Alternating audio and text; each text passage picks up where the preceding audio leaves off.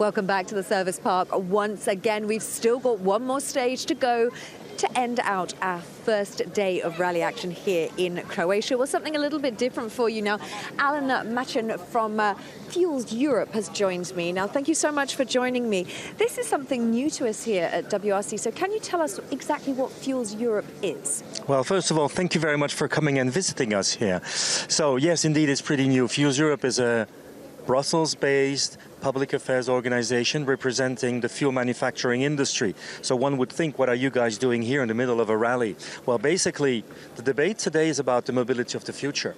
And we want to tell people that there are new fuels coming, and wherever could we find them better than here?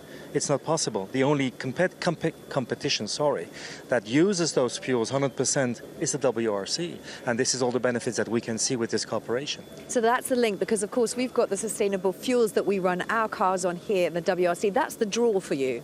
Absolutely. This has been making the difference between any other competition. It's the first one that does 100%. Thanks to, by the way, we have to name them because it's a great achievement. It's P1 Fuels, company that is a small startup, I call it like that. We do have bigger companies, but everyone is playing its part to achieve that climate neutrality in transport. And this is what we want to tell people. We have the fuels, we have the technology to do that.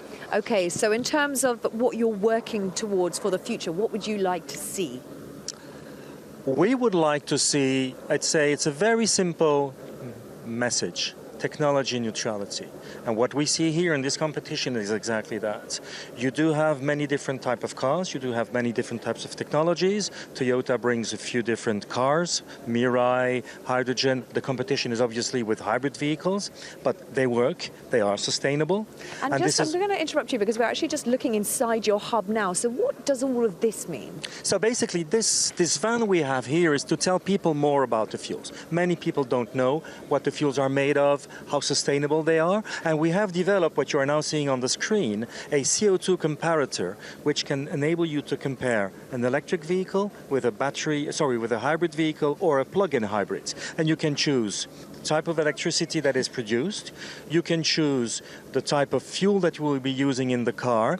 And I would suggest that my colleague activates all of the, well, he might do it, there we go. And you can see all the differences between the fuels, and you can see basically that all of those technologies are more or less the same in terms of performance, because those fuels perform as good as a battery electric vehicle. And so why do we want this? Why do we need this in our lives?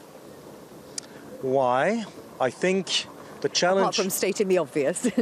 The challenge of decarbonizing mobility is such a big one. It's going to be it's extremely ambitious. The social dimension here is huge. And take a country like Croatia. I was talking with a local person.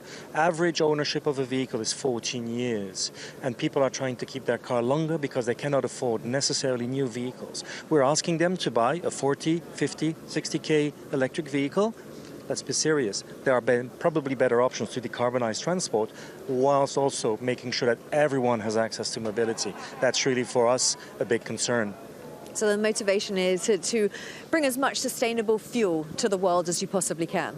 Yes, and I think we have recently had a development which brings a positive message. You probably all heard about the big discussion between the Commission and a group of countries led by Germany, and this compromise that would give a role for synthetic fuels.